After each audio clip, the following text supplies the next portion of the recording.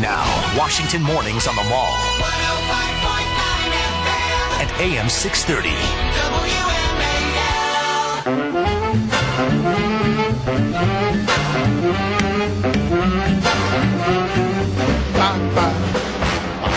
7:07 on WMAL. Brian Neiman, Brian Wilson with you. American Bandstand, the theme being played because Dick Clark died yesterday at the age of 82.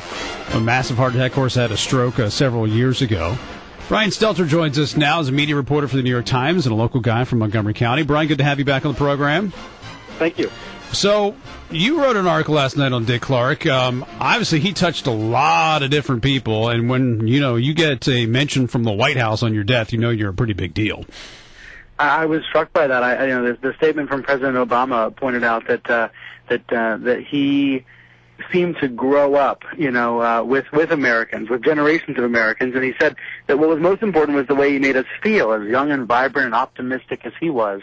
That was what was remarkable about Dick Clark. He never really changed over all those years. We think of him as a cultural icon for many, many people, but he was important for many other reasons. And one thing that he did, and maybe some people criticize him for being a little slow to do so, but he brought many African-American musicians into the mainstream by putting them on his program.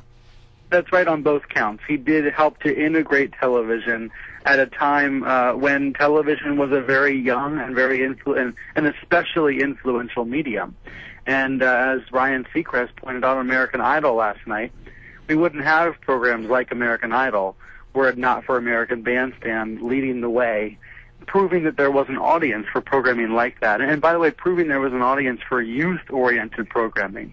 One of my colleagues, Bill Carter, pointed out last night that there wasn't really any programming targeted to teenagers or young people until American Bandstand came along. So how did his career, he started as a DJ, right, in Philadelphia, and then he had the local show, and then it became big, and then it expanded from there. I mean, the Dick Clark empire was huge. That's right, and he really tracked the growth of television. I have to say there's an element of luck to any story like this.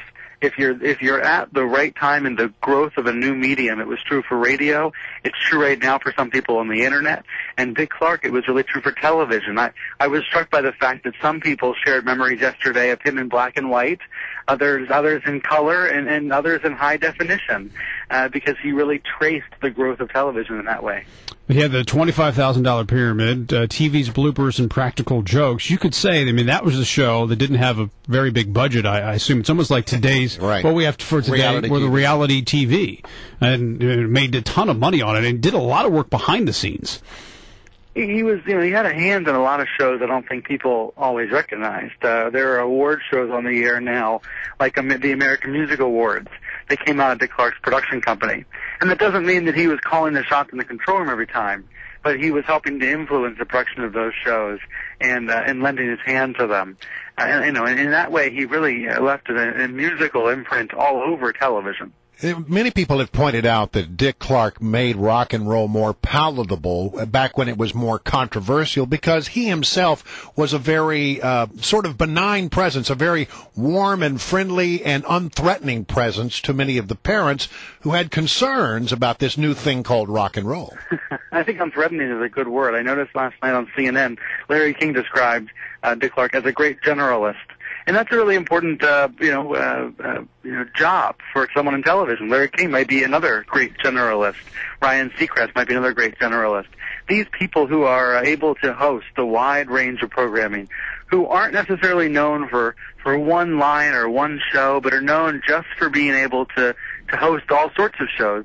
That's a really rare talent. And when we look around, we try to think about who else has that talent.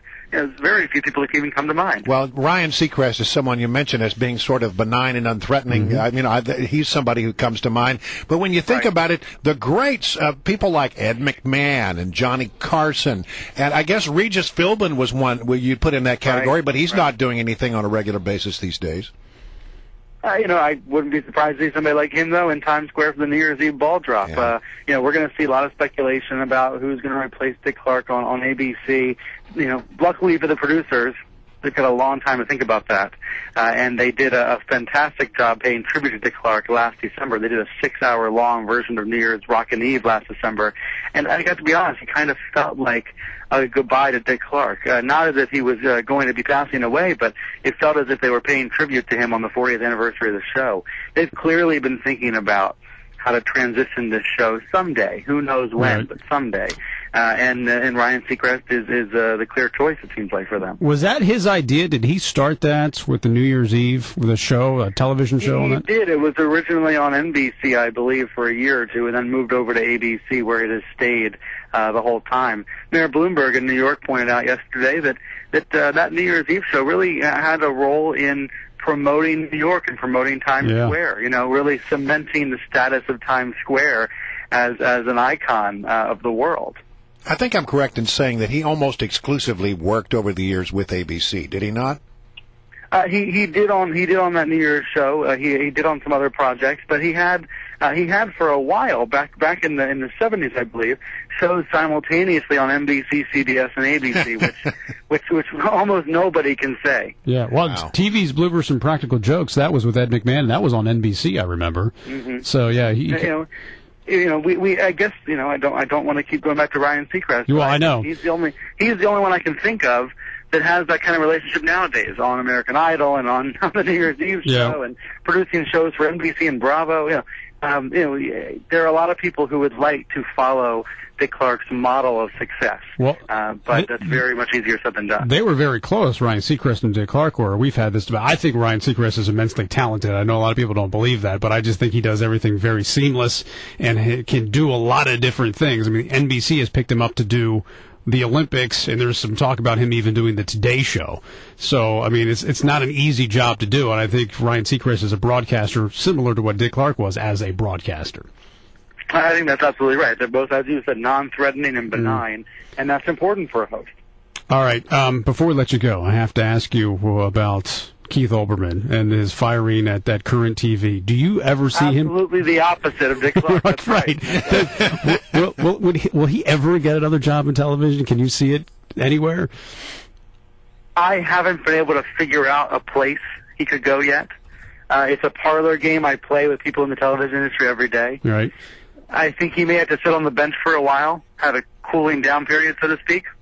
But look, you never say never in television. Television is all about second chances and third chances and fourth chances. For Keith's, it would be the upteenth chance for him.